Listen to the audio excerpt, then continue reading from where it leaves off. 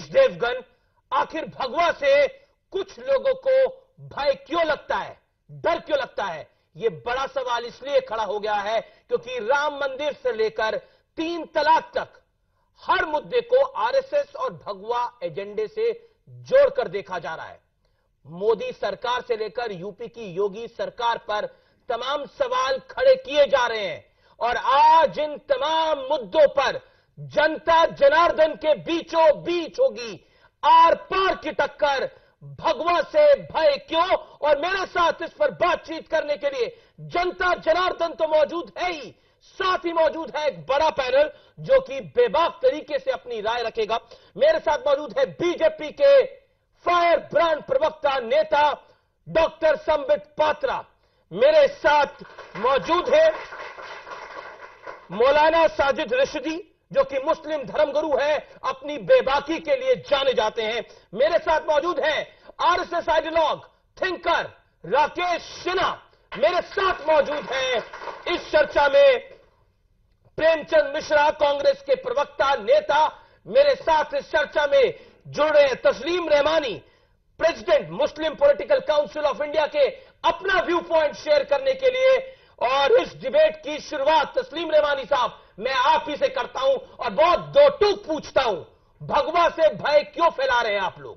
देखिए, भगवा से भय का मतलब नहीं है, बहुत सीधी बात है कि 1984 में जब बाबरी मस्जिद का ताला खुलवाया गया और शिलान्यास कांग्रेस के राजीव गांधी जी ने करवाया था, तब से आज तक मैं खुद इस बात का जाती तौर पर, कम्युनिटी की बात नहीं कर रहा, मेरी जात की बात है, मैं मानता हूं। आपके हाथ में चले गए, मैं तो पूछ रहा हूं अब क्यों फैला रहे हैं? सुनिए कि योगी सरकार आने के बाद 2014 में मोदी सरकार आने के बाद हिंदू राष्ट्र होना चाहिए, मैं इसका पक्षधर हूं और इसलिए होना चाहिए। उसका तर्क यह है कि अगर दुनिया में 50 मुस्लिम देश हैं, 80 क्रिश्चियन देश है, 15 बुद्धिस्ट देश है, 1 करोड़ लोगों के लिए पूरा एक ज्यूस देश मौजूद है, तो 90 करोड़ 100 करोड़ हिंदुओं के लिए एक देश क्यों नहीं? नेपाल अगर था तो वो खत्म हो गया, तो भारत क्यों नहीं? हमें इसमें कोई आपत्ति नहीं। सवाल यह है, मैंने मोहन भागवत जी से भी अभी चंद महीने पहले ये पूछा था कि हिंदू राष्ट्र का मतलब क्या है? क्या हिंदू राष्ट्र का मतलब यह है कि यहां पर रहने वाले सारे की सारी जनता को जबरदस्ती हिंदू बना दिया जाएगा? उनका ऐसा हो रहा है, आपको लग रहा है? उनकी ये डर, आपको नहीं लगता आप ये डर फैला रहे हैं? नहीं, मैंने किसने बोला सबको हिंदू बना दिया जाएगा? क्या मैं पूछू रहा था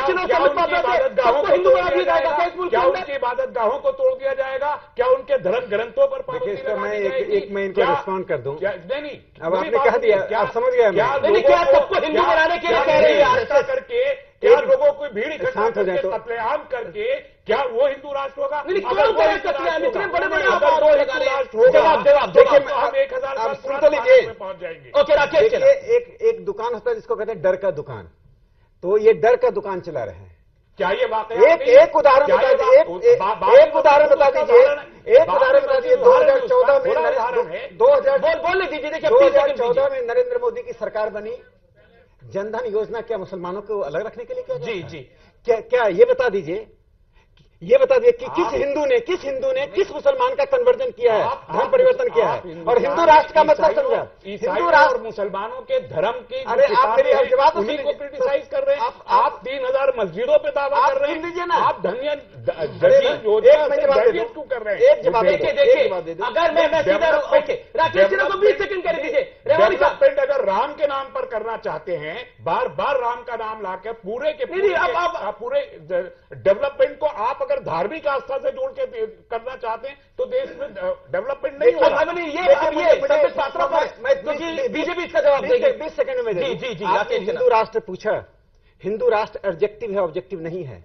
ऑब्जेक्टिव थियोक्रेटिक होता है, एडजेक्टिव विशेषता होती है। भारत एक सभ्यता का प्रतिनिधि है। भारत 100 साल पुराना राष्ट्र नहीं है, 10,000 साल पुराना राष्ट्र है। उस 10,000 साल पुराने राष्ट्र को हम हिंदू राष्ट्र कहते हैं। 10,000 पीछे नहीं ले जाना चाहते हैं। अरे इकबाल ने इमाम हिंद कहा, उसका मतलब क्या होता मालूम है? हिंद का इमाम भारत लैंड ऑफ वर्शिप कहा ना। अरे लैंड ऑफ वर्शिप मानिए उस मैं रुक करता हूं संबित पात्रा, भगवा पर इतनी आपत्ति क्यों हो रही है? क्योंकि एक दिन हमारी डिबेट के अंदर एक मौलाना अंसार रजा साहब थे, उन्होंने बोली ये बात कि योगी आदित्यनाथ अपना गृह प्रवेश कर रहे हैं, वो पूजा तो कर रहे हैं लेकिन आजान क्यों नहीं पढ़ रहे? रहमानी साहब, हम चिल्लाएंगे तो कुछ सुनाई नहीं देगा, आराम से बात करेंगे। आपको ज्यादा नहीं टोकूंगा, अगर आप आराम से इसके बाद टोकिएगा भी, अधिकार है आपका। जी देखिए, भगवा का भय, भगवा क्या होता है? आपने रहमानी साहब फोटो देखा होगा आदि शंकराचार्य का, भगवा वस्त्र धारण किए हुए, अपने सर पे भी उन्होंने भगवा धारण किया हुआ है, भगवा धोती पहनी है। जब 7 साल की उम्र में वो अपने घर छोड़ रहे थे भगवा पहन के, उनकी विधवा मां विलाप कर रही थी, बेटा तू मुझे छोड़ के मत जा, मैं विधवा हूं, दुनिया में कोई नहीं है। मगर वो फिर भी आदि शंकराचार्य भगवा पहन के संसार को त्याज के चले गए। जब विवेकानंद ने भगवा पहना और उनकी चिट्ठी आई एक दिन की मां मर रही है, तुम आ जाओ, तो उन्होंने कहा उस मां के पास तो मेरे भाई भी हैं, मगर मैंने भगवा धारण किया है तो मैं मां भारती की ही सेवा करूंगा, वही मेरी मां है। भगवा जो पहन ले वो बलिदान है, वो तो माँ बाप को छोड़ देता है।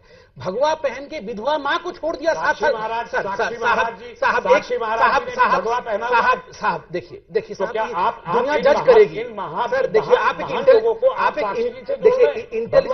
इंटेलिजेंट लोग हमेशा कम बोलते हैं और धैर्य पूर्वक बोलते हैं। आप इंटेलिजेंट हैं, इसलिए कभी भी बीच में मैं बीच में बोलूंगा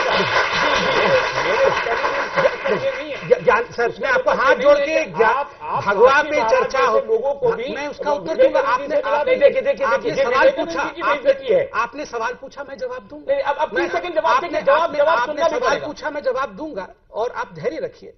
देखिए, भगवा को अभी मेरे साथ मौलाना साहब बैठे हैं, मेरे भाई लोग बैठे हैं सामने, दाढ़ी बड़ी हुई है, टोपी पहने हुए हैं। क्या मैं इनको कहूंगा कि कम्युनल लोग हैं?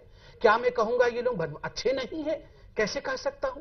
अगर मैं भगवा पहन लूं तो आप कहेंगे ये बदमाश है, ये सेक्युलर नहीं है। मैं क्यों आपकी दाढ़ी को देखकर, आपकी टोपी को देखकर, तो मैं तो ये नहीं कहता हूं कि आप कम्युनल है, तो आप भगवा देख के कम्युनल क्यों कहते हैं? इसको सोचना होगा। दूसरा, आपने कहा साक्षी महाराज, मैं कहता हूं नहीं, इन्होंने तो ये तक बोला क्या सबको हिंदू बनाना हिंदू राष्ट्र की कल्पना है क्या? सबको भगवा पहनना चाहिए? मैं इसका उत्तर देता हूं। मन में सबको भगवा पहनना चाहिए, मन में आपको भी भगवा मतलब बलिदानी होना चाहिए। जो बलिदानी मन में हो जाए वही तो संसार चला सकता है। तो भगवा के बगैर बलिदान नहीं हो सकता। भगवा रंग का कॉन्टेशन बलिदान है। क्या सबको हम हिंदू बना देंगे? इसका जवाब तो सेंसस ही दे रही है। बताइए, पाकिस्तान में जहां हिंदू 23% थे वहां 1% से कम रह गए। हिंदुस्तान में जहां 6% से आज वहां 20% से अधिक हो गए। हमने हिंदू बना दिया या हम खत्म हो? नहीं, हम आप जा रहे हो साहब, हमने हिंदू बना दिया। देखिए, गणित हमने हिंदू बना दिया। अरे एक राम मंदिर, एक हमारे भगवान राम जहां जन्म हुए, गिड़गिड़ा के चरणों में पड़ के भीख मांग रहा है हिंदू आज कि हमारे राम जन्मभूमि की जमीन दे दो, हमारी जमीन दे दो। आप देखिए रहमान, सुन लीजिए साहब, इलाहाबाद हाई कोर्ट का डिसीजन उठा के पढ़िए। लाया हूं, इसीलिए पढ़ाई सब लाया हूं। उसमें बाबरी मस्जिद के मैं एक सवाल आपसे पूछता हूं, समाप्त कर देता हूं। रहमानी साहब, आप 10 सेकंड ज्ञानी आदमी हैं। आप जब भी विक्षिप्त हो जाते होंगे कि क्या हो रहा है दुनिया में, मन करता होगा कि छोड़ के सब, आप तो हज करने चले जाएंगे शांति प्राप्ति के लिए। ये बेचारा कहां जाएगा? ये हिंदू कहां जाएगा? ये कहां जाएगा? 4 धाम तो आप तो हज करने, एक धाम है, आप तो हज करने मक्का मदीना चले जाना चाहिए। 4 धाम है आपका अधिक। आप भी हरिद्वार जाएंगे, आप तो भी मैं कैलाश मानसरोवर जाएंगे। 4 धाम है, हमारे पास तो एक ही धाम है। ना हमारा तो एक ही, हमारा भी एक ही है लगता है। नहीं, यहाँ तो आप भी हजरत बल जा हरिद्वार सकते हैं, आप भी हजरत बल जा सकते हैं, मक्का जाने की आवश्यकता नहीं है। नहीं, ये आपका ख्याल है, ये भी आपका ख्याल है, ये भी आपका ख्याल है कि मैं कहीं और जा सकता। मैं अपने राम के चरणों में जाऊंगा और हिम्मत किसी की नहीं है जो मुझे अपने राम के चरणों में देखिए पात्रा ने जो बोला, ये है वो है जो पूरे देश को ये देना चाहते हैं। ओके, किसी की हिम्मत नहीं है। बिल्कुल ये राम की आप बोल रहे राम की शब्दावली है, शब्दावली है। जमीन की राम के पास क्यों सोचना है? राम की आलोचना क्यों करना है? बदलना। अरे मैं राम की आलोचना करूंगा, ये मुझे रोक लेंगे और राम की आलोचना करूंगा। कोशिश करना। अरे आपने कहा कि राम की अर्चना करना बंद कर दो, आप बद्रीनाथ की अर्चना करें। मैं राम की अर्चना करूंगा, आप नहीं रोक सकते हैं मुझे। मेरे इष्ट है राम, मेरे प्रभु है राम, मेरी आस्था राम है, और राम है तो मैं हूँ। आप नहीं रोक सकते मुझे राम पूजा करने से। ये जो शब्द आप फैला रहे हैं, लोग आपको रोक रहे हैं। लाखों जहाँ राम का जन्म हुआ, मुझे नहीं हुआ। वो तो हमारे पास नहीं चलना। देखिए रहमानी साहब नॉट फेयर, रशीदी साहब वेट कर रहे हैं, प्रेमचंद मिश्रा वेट कर रहे हैं। देखिए दो लोग अभी तक बहस में बोले नहीं है, पब्लिक वेट कर रही है सवाल पूछने के लिए। आज इस भगवा के भय पर हमने पब्लिक को भी बुलाया है, वो भी अपनी राय रखेगी। यहां पे कुछ मौलाना भी बने हुए हैं, कुछ युवा बच्चे भी हैं, वो अपनी राय रखेंगे और डंके की चोट पर रखेंगे। मैं रशीदी साहब आपका रुख करता हूं, एक बात बताइए, आप कहते हैं भगवा एजेंडा, भगवा एजेंडा, भगवा एजेंडा। क्या स्वच्छता लेकर आना भगवा एजेंडा है? क्या एंटी रोमियो स्क्वाड बनवाना भगवा एजेंडा है? क्या सबका साथ सबका विकास करना भगवा एजेंडा है? या फिर भगवा एजेंडा आपको बोलना पड़ता है कि आपका काम चलता रहे? मैं बहुत सीधा और दो टूक पूछ रहा हूं। देखिए, शांति के साथ मैं तस्लीम साहब से भी गुजारिश करूंगा, शांति के साथ सुने। भगवा जो लफ्ज है, जैसे संबित पात्रा ने भी बताया, ये प्रेम का प्रतीक हो सकता है, इसमें कोई दो राय नहीं है।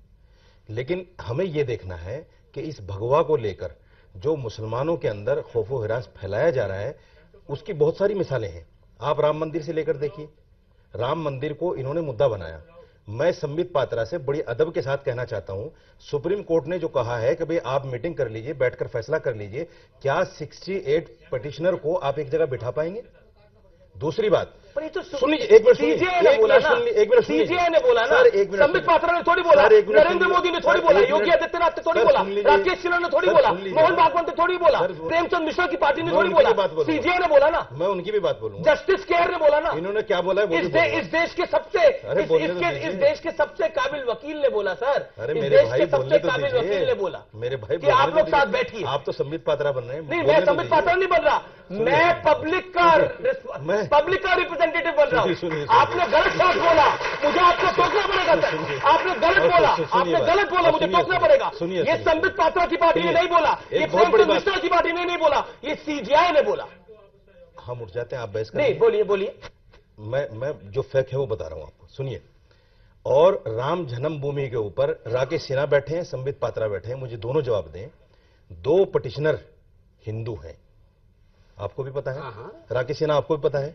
आप मुझे बता दीजिए वो 2 पिटिशनर हिंदू क्यों हैं? वो इसलिए हैं, उनका कहना यह है कि ये राम जन्मभूमि है ही नहीं। नंबर 1, आप ये कह रहे हैं। नंबर 1, सुन लीजिए पिटिशनर, उन्होंने पिटिशन इसलिए डाली। सुन लीजिए, यही तो बात है, जब सच्चाई आती है भाग जाते हैं, जब सच्चाई आती है भाग जाते हैं, जब सच्चाई आती है भाग जाते हैं। आप पेपर उठा ले, राम जन्मभूमि है ही नहीं, ये वो रामलला की जगह नहीं है, जिसको इलाहाबाद हाईकोर्ट ने बोला। कहने दीजिए ना, जी बोलिए, मुझे कहने दीजिए, बोलिए, कहने दीजिए, क्या कहना चाहते हैं आप? सुनिए, बताइए। बाबरी मस्जिद के लिए एक गवाह जिसका नाम तुलसीदास है, हिंदू है, मुसलमान नहीं है, वो कहता बाबरी मस्जिद थी और कोर्ट ने उसको माना है। कौन सा पढ़ के आए? अरे पढ़ के आए, ऐसे होता है, सच्चाई को ऐसे नकार देते हैं, सच्चाई को ये लोग नकार देते हैं। कितना बड़ा रजिस्टर इन्होंने उठा लिया, कितना बड़ा रजिस्टर उठा लिया। सच्चाई को सुनिए, अब और सुनिए, हे राम, या हो रहा है। सुनिए, उन्होंने कहा नंबर 1 कि कोर्ट ने कहा कि वहां मस्जिद थी। कोर्ट ने क्या कहा, मैं पढ़ देता हूं, कोर्ट का लेके आया हूं मैं। Justice Sharma categorically rejected the claim of Sunni central Waqf board and said the disputed site is the birth place of Lord Rama. जिस जगह के विषय में चर्चा हो रही है वो भगवान राम का जन्मस्थल है। इलाहाबाद हाईकोर्ट ने फैसला किया। अरे पूरा जस्टिस वीवी शर्मा ने ही कहा, आप एक की बात को मुझे कहता होगा सर रुक जाइए, ऐसे लड़ाई करते हैं। देखिए, एक एक करके डॉक्टर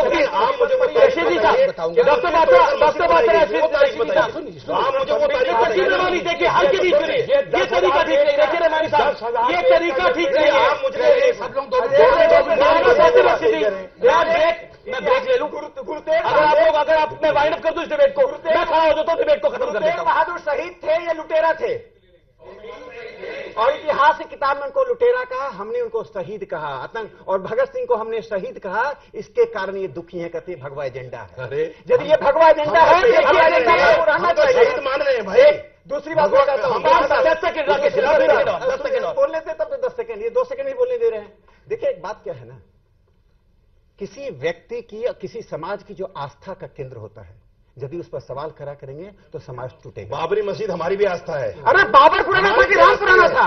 बताइए, आप दूसरी बताइए। बाबर और राम की तुलना दूसरी बताइए। नहीं, बाबर राम की तुलना दूसरी बताइए।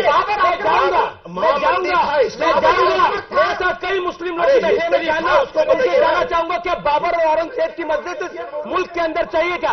मैं ओके, प्रेमचंद मिश्रा प्रेमचंद मिश्रा इन्होंने बोलने नहीं दिया। नहीं कहते कि वहां राम मंदिर था। मौलाना साहब देखिए, आप बड़े वरिष्ठ आदमी, आप ऐसे करेंगे तो कैसे होगा? 10 सेकंड। मैं इतना ही कहना चाहता हूं कि राम के नाम से इस देश में आस्था, इस देश में पूजा, और राम एक सांस्कृतिक प्रतीक है। आप भगवान नहीं मानिए, सांस्कृतिक प्रतीक मानिए। लेकिन बाबर को प्रतीक मत मानिए। बाबर को प्रतीक मानेंगे, बाबर आक्रांता था। बाबर आक्रांता था। राकेश जी तस्वीर मानी चाहते हैं। निवेदन है हिंदू देखिए, नहीं कहते, काल्पनिक कहते। देखिए रहमानी साहब कोई और नहीं पाएगा। सही तो कह रहे हैं वो। मैं देखिए ऐसे बहस नहीं हो पाएगी। प्रेमचंद दो लोग आतंक फैला रहे हैं आप लोग। ये आप लोग क्या कर रहे हैं? आप लोग क्या कर रहे हैं? आप लोग दोनों आतंकवादी बन गए। आप घोषित करते हो हमें आतंकवादी। मेरा ब्रेक लेने का टाइम हो गया है, मैं वापस आ रहा हूं और आप ही से इस डिबेट की शुरुआत करूंगा। छोटा सा अंतराल ले रहा हूं, लेकिन ये डिबेट बहुत ज्वलंत है क्योंकि लोगों के सवाल भी बहुत ज्वलंत है। एक छोटे से अंतराल के बाद आर पार की टक्कर जारी रहेगी। मुख्यमंत्री निवास है। जी वो मुख्यमंत्री निवास है, वो अपना घर नहीं है। अपने घर पे आप मंदिर बनाइए, कुछ भी बनाइए, वो मुख्यमंत्री निवास है। अगली बार आपके लिए नवरात्र की पूजा कराइए, आपको दिया गया है। आप किराएदार हैं, आप किराएदार हैं, मकान मालिक नहीं है। नहीं वो तो उनकी वो पूजा कराए, वो आदान करवाए। ये देखिए, ये तो मौलाना सर, ये आपको लग रहा है गृह प्रवेश से पूजा करना भगवान है। फिर तो प्रेम मिश्रा भी करते होंगे, फिर तो संबित पात्रा भी करते होंगे। एक सेकंड संबित पात्रा। जिस दिन मौलाना साहब अपना गृह प्रवेश करेंगे, मैं तो टीका वीका लगा के आके गायत्री मंत्र का जाप करूंगा और वहां बैठ के वहां हवन करूंगा।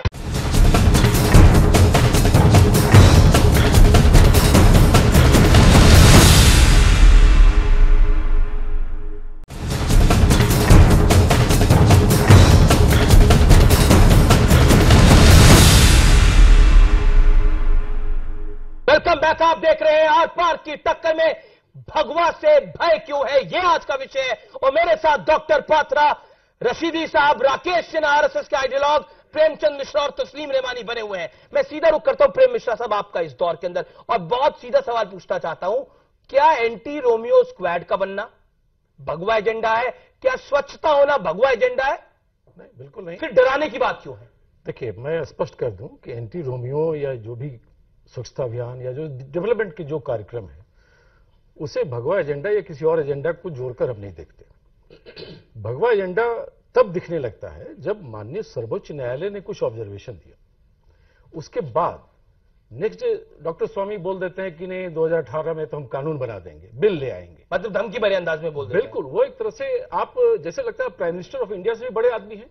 प्राइम मिनिस्टर ऑफ इंडिया ने भी ऐसा नहीं कहा, मोदी जी ने नहीं कहा, लेकिन स्वामी बोलते हैं 2018 आपको योगी से परेशानी है, स्वामी से परेशानी है, नरेंद्र मोदी से परेशानी है? डॉक्टर योगी या स्वामी या किसी से कोई परेशानी नहीं है, लेकिन वो जो आग उगलते हैं, वो जो धमकाते हैं, जो भाषा है, योगी भी धमकाते हैं। बिल्कुल, योगी जी की तो पृष्ठभूमि देखिएगा तो बहुत ही खतरनाक रहा है। अब सीएम बनने के बाद वो कुछ परिवर्तन लाए तो आने वाला समय बताएगा। अभी हम उनके कार्यों पर नहीं कुछ कहना चाहते हैं। उनको मैंडेट मिला है, वो जिन वादों पर मैंडेट मिला है वो करें, लेकिन वो नहीं करके जिस लाइन पर वो ले जा रहे हैं या उनकी पार्टी ले जा रही है, और जिस तरह से सुप्रीम कोर्ट के ऑब्जर्वेशन के बावजूद माहौल को बिगाड़ने की कोशिश हो रही है, माहौल को बिगाड़ने की कोशिश है, तरफ से होना बहुत गलत। वो भगवा एजेंडा है जो माहौल बिगाड़ने की कोशिश है। इस पर जवाब दे दीजिए। पहले एक टेक्निकल जवाब देना बहुत अनिवार्य है। आपने कहा मस्जिद के बारे में, मंदिर के बारे में, मैं आपको याद दिलाऊं, ये पूरा जो अभी नेगोशिएशन के लिए माननीय उच्चतम न्यायालय ने कहा है, ये नेगोशिएशन चंद्रशेखर जी जब प्राइम मिनिस्टर थे तब भी हुआ था, और एक श्वेत पत्र जारी किया गया था, और ये एक कागज में केवल सुप्रीम कोर्ट का लेकर आया हूं, पूरा केस सुप्रीम कोर्ट में गया था।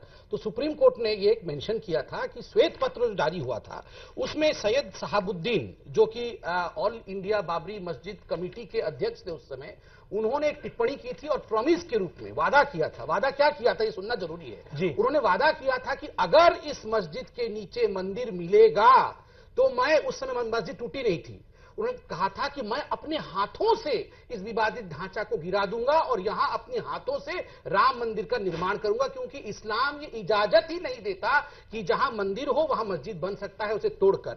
2003 में के मोहम्मद, वो भी हमारे मुस्लिम भाई हैं और केरला से हैं, वो रीजनल डायरेक्टर थे एएसआई के, और कोर्ट के तत्वावधान में उन्होंने निकाला, कोर्ट के अंदर मंदिर था, भव्य मंदिर, आप बताइए, ये तो इस्लाम कहता है कि मंदिर को तोड़ के मस्जिद नहीं बनाया जा सकता है। और खुद आपके मुखिया शहाबुद्दीन साहब ने इसको लिखित जवाब मैं अपना दस्तावेज लेके आया हूँ। शहाबुद्दीन साहब ने क्या कहा है ये अंडरलाइन करके दस्तावेज। रशीदी साहब, नहीं रशीदी साहब का जवाब, रशीदी साहब का जवाब। पहले तो मैं एक शेर पढ़ दूं जी। शेर से थोड़ी होगा, ये तो टेक्निक विषय नहीं, मैं उसी मुद्दे पर आ रहा हूं। अच्छा, तू ही कातिल, तू ही शाहिद, तू ही मुंसिफ ठहरे, मेरे अकरबा करें कातिल का दावा किस पर। अपने लिए कर रहे हैं क्या? नहीं, आपके लिए कह रहा हूं, आप दोनों के लिए कह रहा हूं। आप बीच में बोल रहे हैं, देखिए बीच में हो गई बात शुरू। बोलिए बर्दाश्त इनको भी नहीं है सच्ची बात। दूसरी बात यह है, 1949 में मूर्तियां रखी गई मस्जिद में, इसको कोई नहीं नकार सकता, हिस्ट्री है ये। 1992 में मस्जिद तोड़ी गई, ये हिस्ट्री है। एक दिन की कल्याण सिंह को सजा हुई, ये भी हिस्ट्री है। पार्लियामेंट में उस वक्त के वजीर आजम ने बाकायदा खड़े होकर कहा कि देश के लिए शर्म की बात है, यह भी हिस्ट्री है। आप कैसे कह सकते हैं? एक और सुन लीजिए, भगवा से भय क्यों होता है? जिस दिन योगी जी शपथ लेते हैं उस दिन टीवी पर कुछ लोग खड़े होकर बोलते हैं यूपी में रहना है तो राम राम कहना है, यूपी में रहना है तो श्री राम कहना है। तो क्या इससे भय नहीं फैलेगा? तीसरी बात, जब योगी जी शपथ लेकर अपने मुख्यमंत्री निवास में जाते हैं तो वहां उसको पूरा का पूरा मंदिर बना देते हैं, पूरा मंदिर बना देते हैं। पर के गृह प्रवेश करा उन्होंने, मंदिर कहां बनाया? मैं वही कह रहा हूं, मंदिर बनाया योगी आदित्यनाथ, वही कह रहा हूं। ये बड़ी न्यूज आप बता रहे हैं। बिल्कुल, मुझे लगता है आपकी जानकारी गलत है। बिल्कुल मंदिर बना दिया, सारे पुजारी वहां खड़े हुए हैं। आपने ये नहीं सोचा ये सेकुलरिज्म का देश है, सेकुलर स्टेट है। सुन लीजिए, उसको पूरा सुन लीजिए जी। क्या वो इस बात को नहीं कह सकते थे कि 2-4 मुसलमान भी वहां होते? आप इस बात की क्या आप कहते थे अजान पढ़ी जाती? अजान भी पढ़ी जानी चाहिए थी, क्यों नहीं पढ़ी जाए? क्या हम उस देश में नहीं है? ओके, इसका जवाब क्या इससे बहनी फैलेगा? जी, राकेश कुछ कह रहा था। मुख्यमंत्री निवास है जी, वो मुख्यमंत्री निवास है, वो अपना घर नहीं है। अपने घर पे आप मंदिर बनाइए, कुछ भी बनाइए, वो मुख्यमंत्री निवास है। अगली बार आपने नवरात्र की पूजा कराई है, आपको दिया गया है। आप किराएदार हैं, मकान मालिक नहीं है। नहीं, वो तो उनकी वो पूजा कराए, वो अजान पढ़वाए। ये देखिए, ये तो जो मौलाना सर, ये आपको लग रहा है गृह प्रवेश से पूजा करना भगवा करण है? बिल्कुल, फिर तो प्रेम मिश्रा भी करते होंगे, फिर तो संबित पात्रा भी करते होंगे। एक सेकंड, संबित पात्रा, जिस दिन मौलाना साहब अपना गृह प्रवेश करेंगे, मैं तो टीका वीका लगा के आके गायत्री मंत्र का जाप करूंगा और वहां बैठ के वहां हवन करूंगा। बताइए तो आपको तो हमारे वो बीच में बोल रहे हैं। अब आप रशीदी साहब बीच में बोल रहे हैं, रशीदी साहब बीच में बोल रहे हैं, रशीदी साहब बीच में बोल रहे हैं आप। इसमें आजान नहीं किया जाता है भैया। ओके, राकेश सिन्हा जवाब। देखिए, मैं इतना मानता हूं सीरियस डिबेट करें, किसी की आस्था पर प्रहार नहीं करना चाहिए। मैं आपकी घटना बताता हूं। मैं बोले दीजिए, देखिए गलत है। मौलाना दहलवी हमारे कार्यक्रम में आए, दीप प्रज्वलन हो रहा था, मैं उनको रोका कि आपकी आस्था का नहीं है, आप रुक जाइए।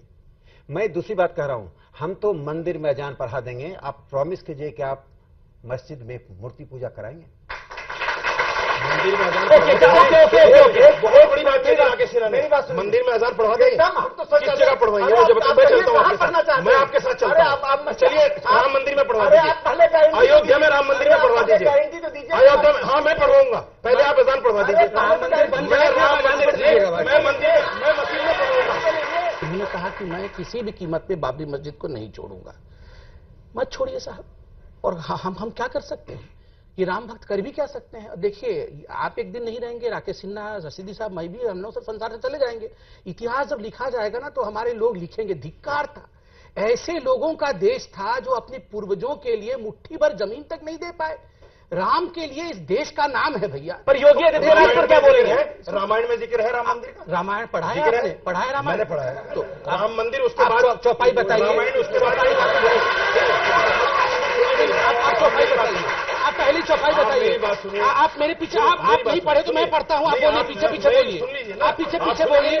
श्री रामचंद्र कृपालु बोलिए, मेरे साथ बोलिए। मुझे ये बताइए, आप बोलिए।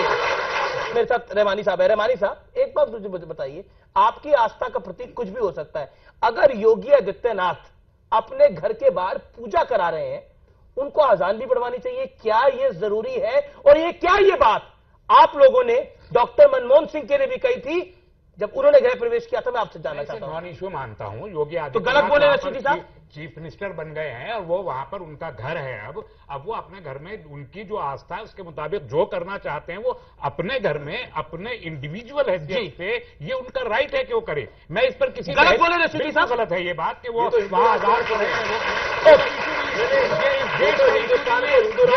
लोगों का इशू नहीं है, ये तो किसी का ठीक है, ठीक है, ठीक है, ठीक है। इशू ये है, इशू ये देखिए सबके बीच में नहीं, आप बोलने दीजिए। देखिए उनको तो बोलने दीजिए, आप इशू जो आप सबके बीच में बोलेंगे आप क्या?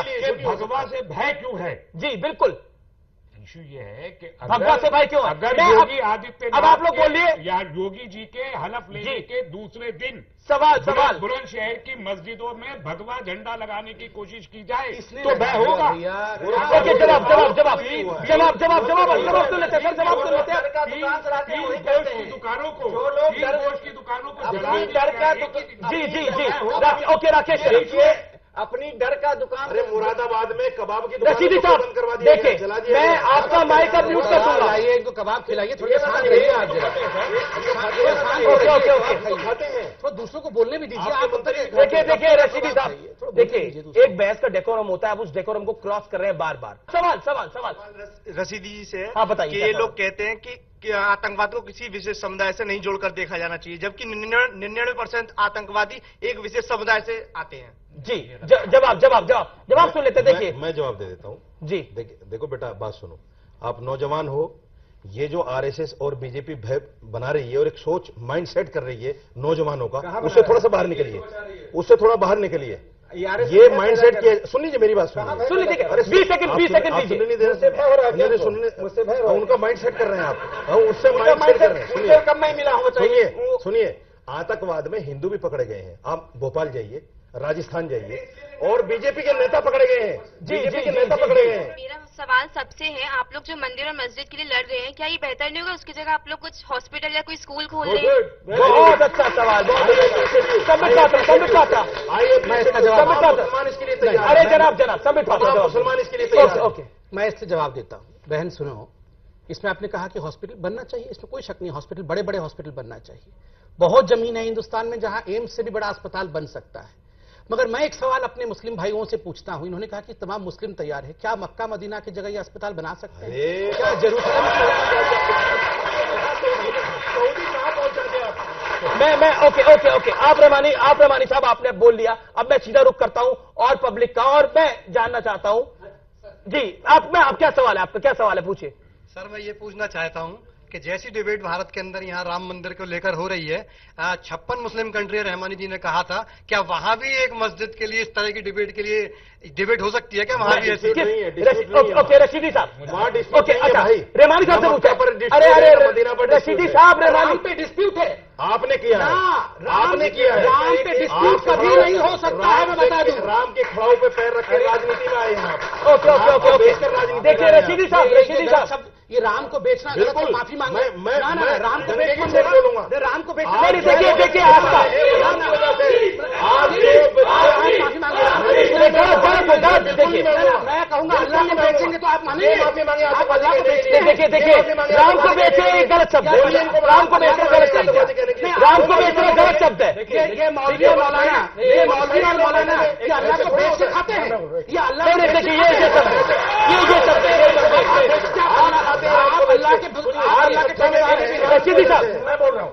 नहीं देखिए यहाँ पर देखिए ना अल्लाह की बात करे, ना राम की बात करे, कोई किसी को बेचने की बात नहीं। ये गलत शब्द है कि राम को हिंदू बेचता है, ये शब्द मत बोलिएगा कभी। पूरा हिंदुस्तान जानता है। नहीं देखिए रशीदी साहब और आप देखिए शब्दों की मर्यादा को पेट भरते हैं दूसरों पूरा को। हिंदुस्तान जानता है। राम को बेचना ठीक है, शब्द गलत हो सकता है, लेकिन राम का राजनीतिक इस्तेमाल तो किया जा रहा है राजनीतिक मंचों से।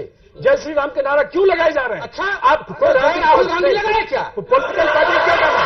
पॉलिटिकल पार्टी का क्या काम है? जय आप मोदी जी का लगाइए, मोदी जी का लगाइए। ओके सवाल पॉलिटिकल मंच पर पॉलिटिकल पार्टी बिल्कुल लगाएंगे जय श्री राम का नारा। जी एक सवाल ऐसे नेता आ जाएंगे फिर भी जय सवाल है।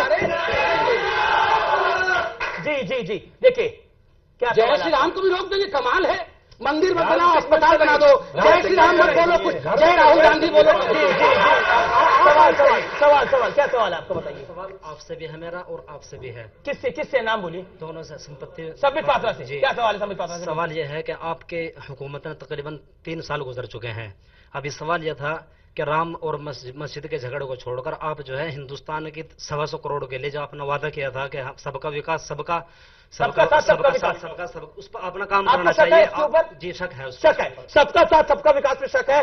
ये मुस्लिम भाई है, इनका शक होना सवाल खड़ा करता है। जवाब दीजिए डॉक्टर। धन्यवाद, आपने एक प्रश्न पूछा, जायज है। देखिए, सबका साथ सबका विकास है और विकास के पथ पर मोदी जी की सरकार चल रही है। इसीलिए तो उत्तर प्रदेश जैसे सबसे बड़े राज्य ने 325 सीट दिए, वरना तो हमें वो धूल चटा देती। देखिए, जनता से बड़ा कोई नहीं है। अगर हमने उस रास्ते पे अगर नहीं, देखिए विकास का एक काम, देखिए हमने अब इनको पूछ रहे दीदी, आप लोगों ने बोल लिया इतना। आप लोग चाहते कि आप ही बोले, पब्लिक ना बोले। मैं डिबेट को वाइंड अप कर दूं यहाँ पर। आप चाहते पब्लिक ना बोले, ये लोग ना बोले, वो लोग ना बोले, सिर्फ आप लोग मंच पे बोलते रहे। ये तरीका गलत है। क्या सवाल है आपका? पूछिए सवाल का उत्तर दे दो पूरा। जी। देखिए, एक और सवाल आ रहा है। अच्छा, मेरे लिए आ रहा है। जिस मंदिर का निर्माण लाशों पर हो, उस मंदिर में राम नहीं आते। बस 10 सेकंड की बात है मेरी। पूरे देश में अगर हम किसी एक संपत्ति को जलाते हैं, वो किसी हिंदू मुसलमान की नहीं, बल्कि वो भारत की संपत्ति होती है। पूरा देश पीछे चला जाता है।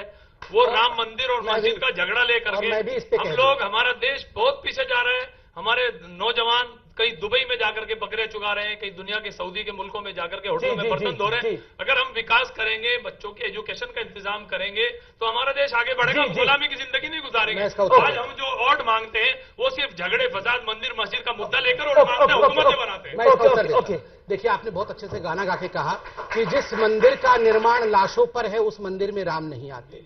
लाशों पे तो कभी मंदिर का निर्माण हिंदू 2200 लोग रशीदी साहब, देखिए आप डिबेट की बात नहीं है। मैं जवाब दे रहा हूं, हाथ जोड़ के जवाब दे रहा हूं। कभी लाश पे मंदिर नहीं बनता। और मैं भी गाना गा के आपको कह दूं, जिस मस्जिद का निर्माण मंदिर के ऊपर हो, उस पे अल्लाह नहीं आते। आपको तो यही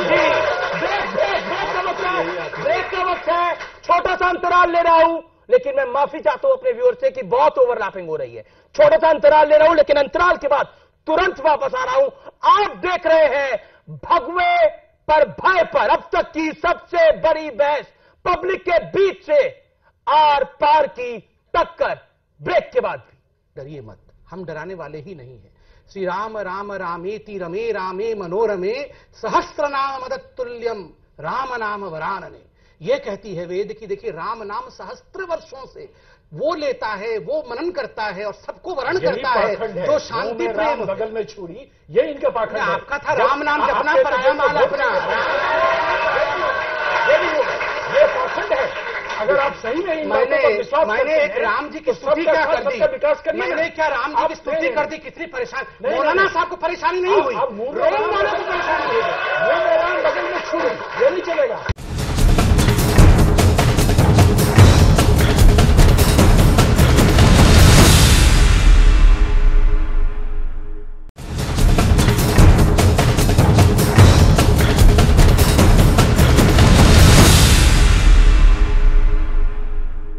वेलकम बैक। आप देख रहे हैं आर पार की टक्कर और मेरे साथ बड़े मेहमान यहां पे बने हुए हैं। तस्लीम रेमानी साहब मेरे साथ स्टूडियोज में है, डॉक्टर संबित पात्रा हैं, रशीदी साहब है, मौलाना रशीदी, राकेश सिन्हा है आरएसएस के, प्रेमचंद मिश्रा है कांग्रेस के। मैं सीधा इस दौर में रुख करता हूं पब्लिक का, और पब्लिक क्योंकि सवाल पूछना चाहती है। आपको सवाल पूछना चाह रहे थे, क्या सवाल है आपका? मेरा सवाल है रशीदी साहब से कि राम मंदिर का फैसला कोर्ट करेगी हमारी आस्था का, 3 तलाक का फैसला मुस्लिम बोर्ड, ऐसा क्यों?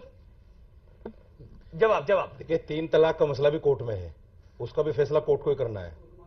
और सुप्रीम और मंदिर का मसला भी कोर्ट में है। जो कोर्ट जवाब देगा उसको हम मानेंगे। जी, आप सोच लो आपको मानना है कि नहीं मानना है। जी राकेश सिन्हा। देखिए, मैं एक सीरियस नोट दे रहा हूं, हम लोग बहुत बोल चुके हैं।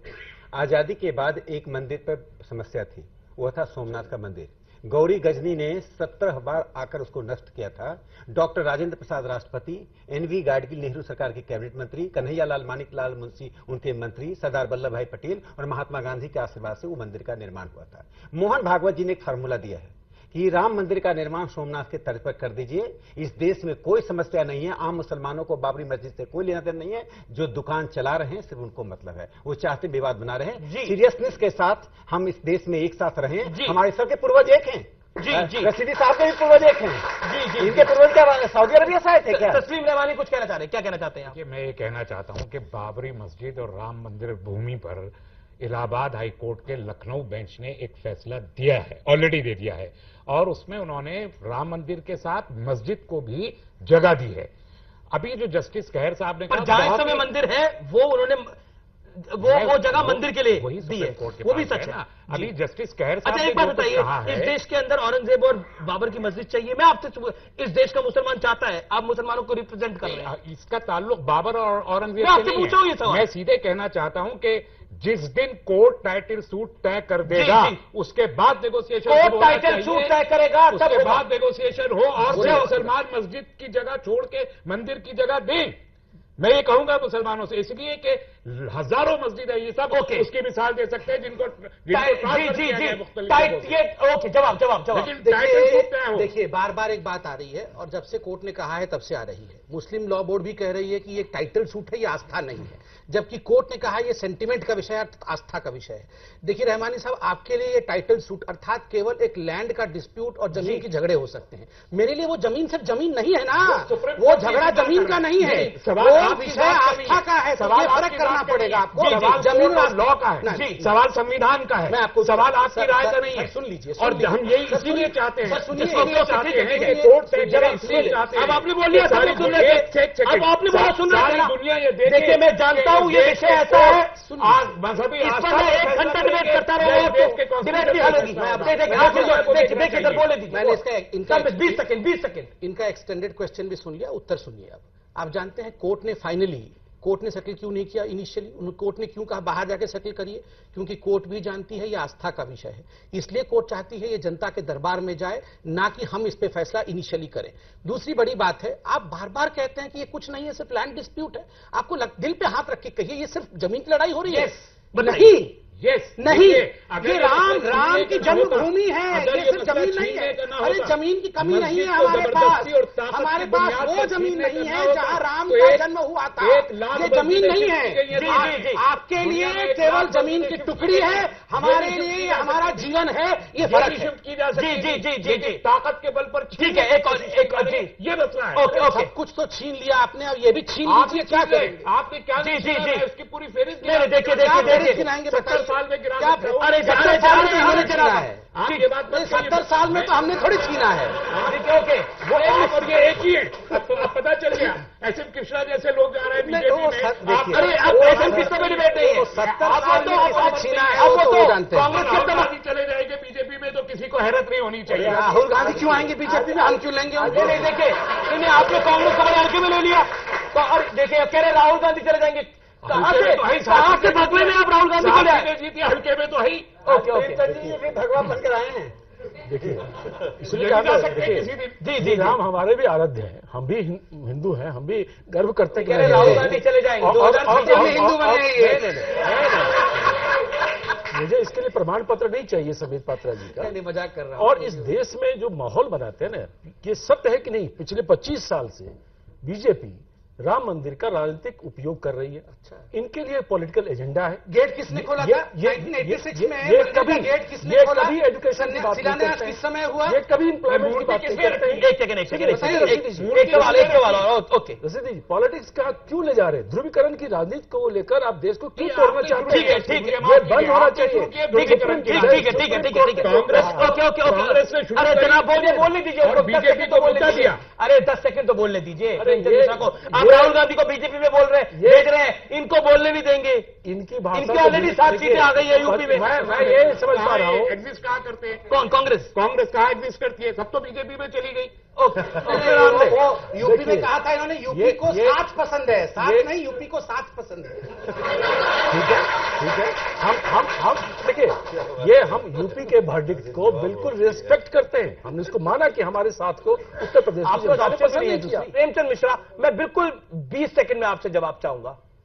क्या आपको लगता है भगवे का विरोध करते करते, क्योंकि एंटनी कमेटी की रिपोर्ट भी आई थी, उसने यह बोला था आप यानी कांग्रेस पार्टी एंटी हिंदू नजर आने लग गई है, प्रो मुस्लिम नजर आने लग गई है। कहीं इसी वजह से आपके हालात तो नहीं बने हैं? मैं बहुत सीधे तरह से सवाल। कमेटी की रिपोर्ट आई है, उसमें बात है, इसको हम एक्सेप्ट करते हैं और पार्टी उस पर गौर कर रही है। हम भगवा के खिलाफ नहीं है, हम भगवाकरण के खिलाफ। आपको मैंडेट मिलता है दूसरे नाम पर। आपने पूरे उत्तर प्रदेश के इलेक्शन में कभी राम मंदिर की आपने चर्चा नहीं की, ना आपके मैनिफेस्टो में, एक लाइन है लास्ट में। लेकिन आने के साथ क्या हुआ, देखिए पिछले 5-7 दिनों से क्या आप कर रहे हैं। डरिए मत, हम डराने वाले ही नहीं है। श्री राम राम रामेति रमे रामे मनोरमे सहस्त्र नाम मदतुल्यम राम नाम वरानने।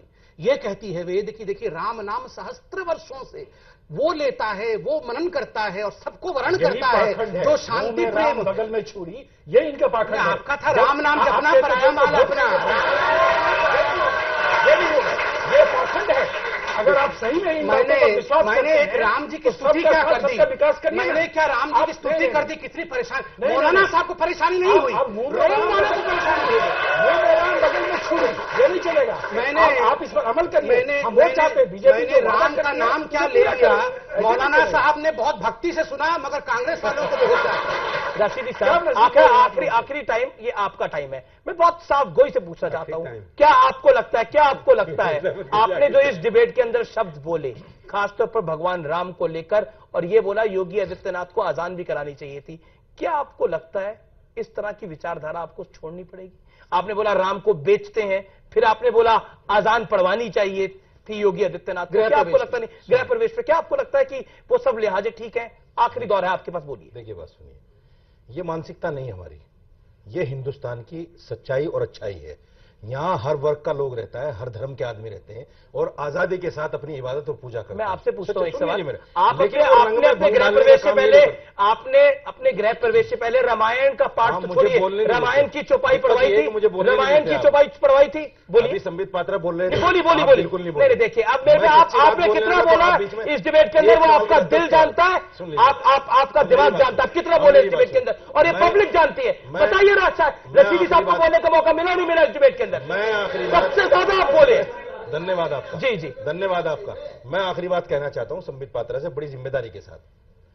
देखिए सुप्रीम कोर्ट में राम मंदिर का मामला है, बाबरी मस्जिद का मामला है, उसी पर छोड़ दीजिए। ठीक, बाहर बात नहीं हो सकती। अगर आप डराने की बात करेंगे तो फिर मैं एक शेर पढ़ूंगा, फिर मैं एक शेर पढ़ूंगा। शेर डराना है भैया, अगर आप डराने की बात करेंगे तो सुन लीजिए, गम न करे बाबरी मस्जिद के तेरे दीवाने, देखना एक दिन सजदों से सजाएंगे तुझे। अगर डराने की बात करोगे तो। श्री राम, मैं इस डिबेट को यही वाइंड अप करता हूं। आप तमाम लोग यहां पर आए, रहमानी साहब, रशीदी साहब, संबित पात्रा, राकेश सिन्हा, प्रेम मिश्रा साहब, आप तमाम लोगों का बहुत बहुत शुक्रिया। मजहब नहीं सिखाता आपस में वैर करना, हिंदी है हम, यही हमारा वतन है। और इसी के साथ, इन्हीं लाइनों के साथ आज की इस बहस को मैं विराम देता हूं। आप देखते रहिए नेटवर्क 18। नमस्कार।